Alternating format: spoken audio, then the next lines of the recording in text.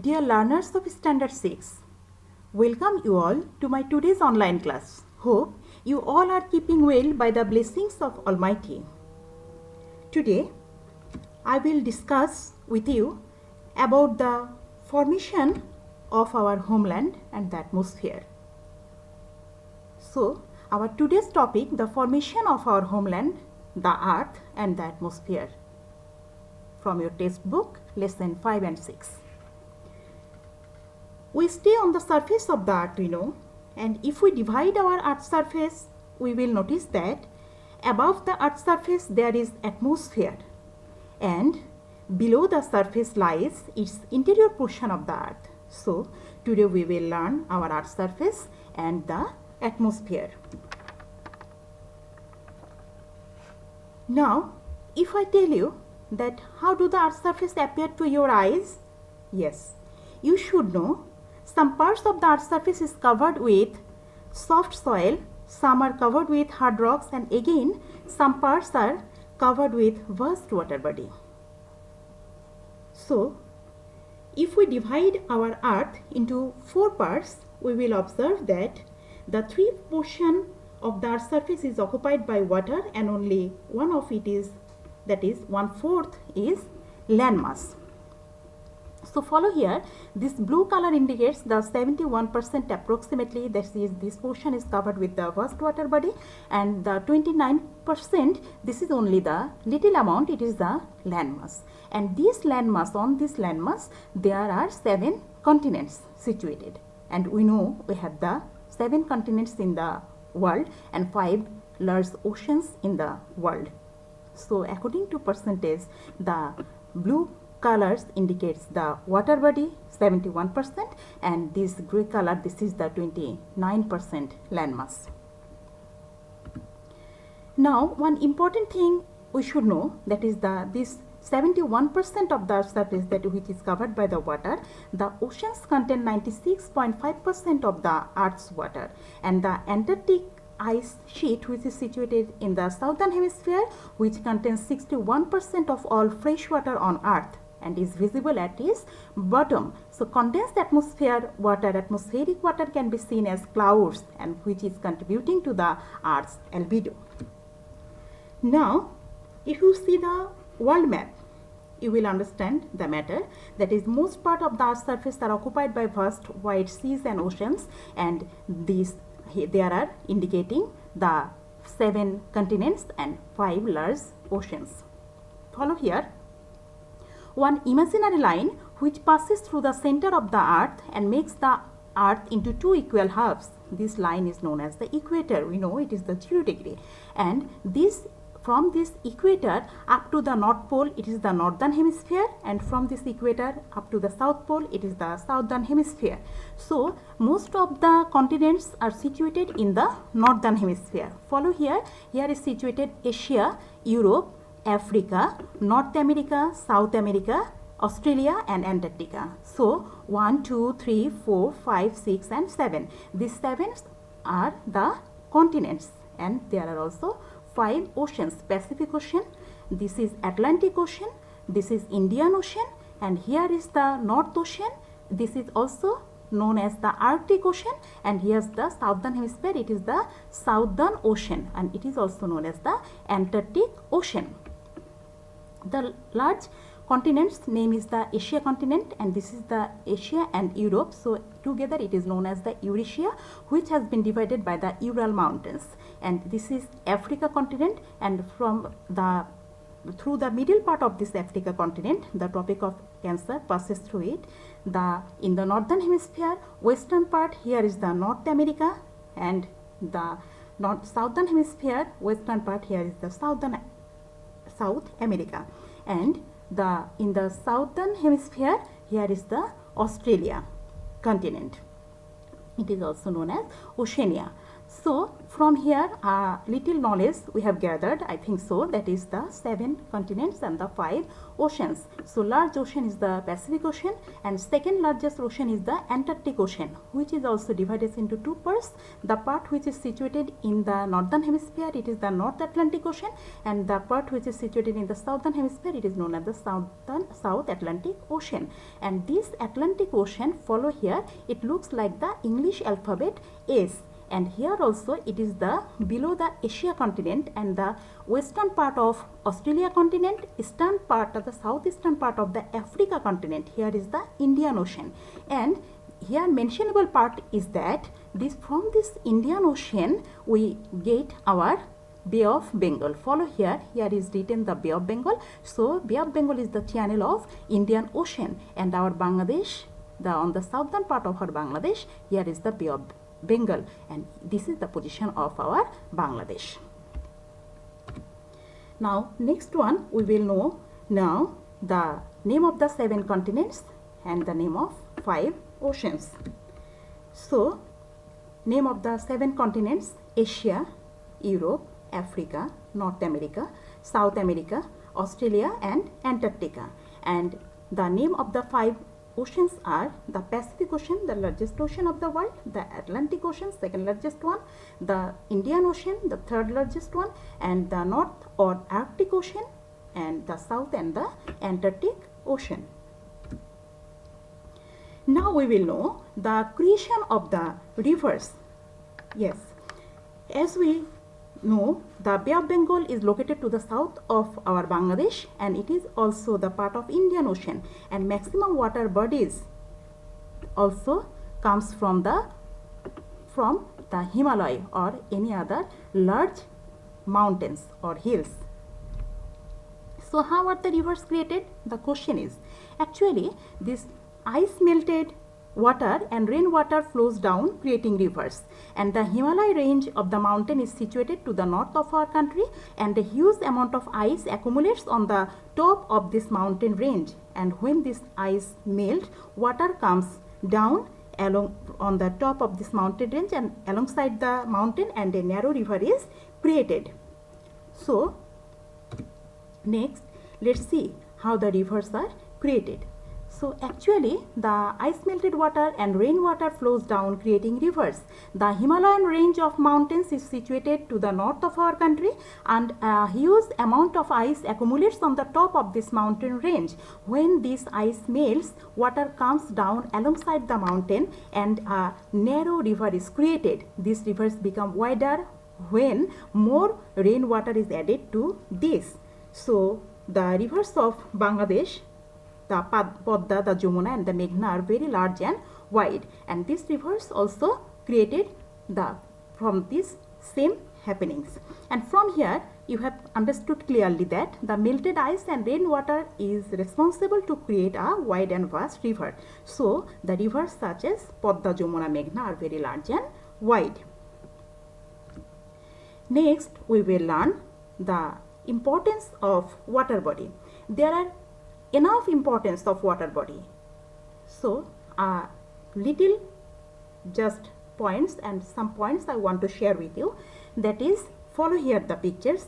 There are fishes and different types of living creatures, sea animals also, which are living, that is in the water. So water body can act as a habitat for the living creatures. So plenty of fishes along with various living creatures live in this sea water. Here it is the loaded ships, and we know these loaded ships travel across the sea water, and rivers provides travel routes for exploration, commerce, trade and commerce and recreation. Loaded ships travel across the sea water, and follow here the nice picture.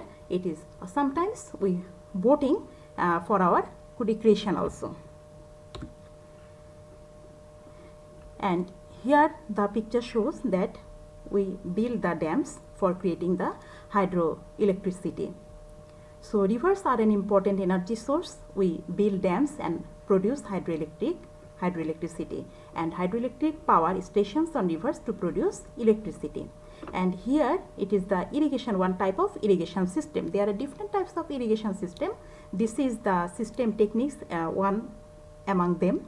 So farmers in dry regions irrigate their croplands using water carried by irrigation ditches from nearby rivers. And this is a picture of the water cycle. So water bodies play an important role in water cycle and which controls the earth's temperature and acting as drainage channels for surface water also. So water bodies also play an important part in water cycle and controls our world temperature. And this is the salt picture of salt production. Salt is also produced from the seawater, keeping confined through drying process. Now we will know about atmosphere. So what is atmosphere, dear learners? You have known previously that at the time of creation of the earth it was too hot. Then in course of time the earth cooled down slowly. At that time the earth was formed with three portions. Light substances, that is gaseous substances, formed the extreme outer portion and the light particles remained near the earth's surface, and this is our atmosphere. So let's know the definition of the atmosphere. The word atmosphere comes from the Greek word atmos, means the vapor, and sphaira meaning ball or sphere. So an atmosphere is a layer or a set of layers of gases surrounding a planet or other material body that is held in a place by the gravity of that body. And we can say also the segment of layer which surrounds the and covers the earth is known as the atmosphere.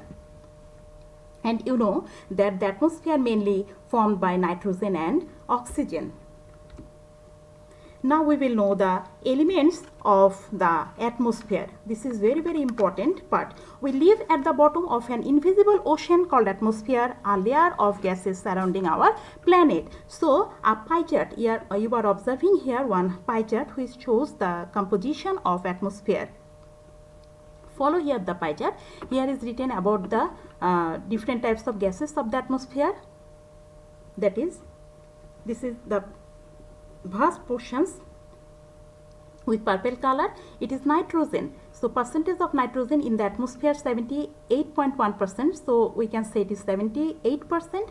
Oxygen 20.9%. It is the 21%. Here argon 0.9%. Here carbon dioxide percentage 0.03% and all others also here. Now one thing, while the remaining constitute the trace gases or inert gases like argon, helium, etc. and air also contains a variable amount of water vapor, on average amount 1% at sea level and 0.4% over the entire atmosphere. And one thing, the atmospheric or the geographer and the environmental scientists told us that all these percentages can vary, but the percentage of carbon dioxide will not vary, because if the percentage of carbon dioxide vary from this optimum level, we may suffer in different types of climatic change. Now we will know the earth atmosphere. There are different types of layers in the earth atmosphere. We know, if we think that this is our earth and we are living on the surface of the earth, on the basis of the temperature, our earth atmosphere basically divided into four parts, that is the troposphere, stratosphere, mesosphere and thermosphere. This is the hot layer, the thermosphere. So this is the troposphere, which is the adjacent layer of the earth surface, and the atmosphere up to 11 kilometers from the earth's surface, and the major portion of this layer of atmosphere has gas and cloud. Here you are observing this is cloud, and the precipitation or rainfall also comes through this layer. It is the most dense layer, and the natural events also occur in this layer. So it is also known as the weather layer. The second one layer, this is the stratosphere layer, and this just above troposphere begins this stratosphere, and this layer is extended up to 50 kilometers from the troposphere. And in this layer there is another one gaseous layer that is known as the ozone layer, where the accumulation of ozone gas is more and more, and this ozone gas protects us from the injurious ultraviolet ray of the sun. So there is a very small amount of gases in this layer and the layers beyond. And this is third one layer, it is the mesosphere. So meso means the middle layer. So from the stratosphere, above part the stratosphere and below the thermosphere, here is the mesosphere. And another one is the thermosphere. It is airless condition and almost vacuum, and it is the hot layer. So now we will know the characteristics of this atmosphere. The atmosphere is comprised of layers based on temperature. These layers are troposphere, stratosphere, mesosphere and thermosphere. So the characteristics: troposphere. The troposphere starts from the Earth's surface and extends up to 8 to 14.5 kilometers. Average, we can say it is 11 kilometers. This part of the atmosphere is the most dense part, and the air of this layer contains dust particles, moisture and clouds. Natural events such as wind, storm, lightning, thunderstorm, etc. occur in this layer, so that this layer is called the weather layer. Now stratosphere. The stratosphere starts just above the troposphere and extends up to 50 kilometers from the surface, and the ozone layer, which absorbs and scatters the solar ultraviolet radiation, is in this layer, and the air of this layer is very light and almost no moisture exists. This layer is called the cool sphere. Usually jet planes fly through this layer. Now mesosphere. The mesosphere starts just above the stratosphere, extends up to 85 kilometers. Meso means middle. In this layer, temperature decreases as altitude increases. That means height, when height increases, the temperature decreases. And meteors, you know about the meteors. It is one of the astronomical objects of the universe. These meteors burn up in this layer. When meteors tries to strike the Earth's surface, it burns up in this layer, that is the mesosphere. Next one, the thermosphere. The thermosphere starts just above the mesosphere and extends up to 600 kilometers, taking its name from the Greek word thermos, meaning heat, and the International Space Station orbits the Earth within the middle of the thermosphere between 408 and 410 kilometers. Aurora, that is known as the polar lights, which can be observed in the North Pole and South Pole, and this is the natural light. In Bengali, it is known as the alor jholkani. Aurora, it is natural light. We can see it is from the polar regions, and satellites also seen in this layer. Now we will know the importance of atmosphere. So the atmosphere is an important part of what makes Earth livable. It blocks some of the sun's dangerous rays from reaching to the Earth, and it traps heat, making Earth a comfortable temperature zone, and the oxygen within our atmosphere is essential for our life, we know. So immense importance of atmosphere. The atmosphere is a thin layer of gases that surrounds the Earth, and it seals the planet and protects us from the vacuum of space. Next, it helps to protect living organisms from electromagnetic radiation, that is ultraviolet radiation, solar wind and cosmic rays given off by the sun and small objects flying through space such as meteoroids. The Earth atmosphere protects and sustains the planet's inhabitants by providing warmth and absorbing harmful solar rays. It provides also the oxygen and carbon dioxide which living things need to survive. It acts as a blanket and keeps the average temperature of the Earth fairly steady by preventing sudden increase in temperature during the daytime and slowing down the escape of heat into outer space during the night time. Atmosphere filters sunlight reaching the Earth affect climate and is a reservoir of several elements which are essential for life. It also provides us with oxygen to breathe so we can live. It provides us precipitation, that means rainfall, so we have water to drink and use for many purposes. It provides the medium to absorb, carry away and disperse the waste gases we generate in various ways. So today up to this, thank you all. Stay safe and blessed at your home, and always make your surroundings green and make our Earth liable to our survival. So thank you again.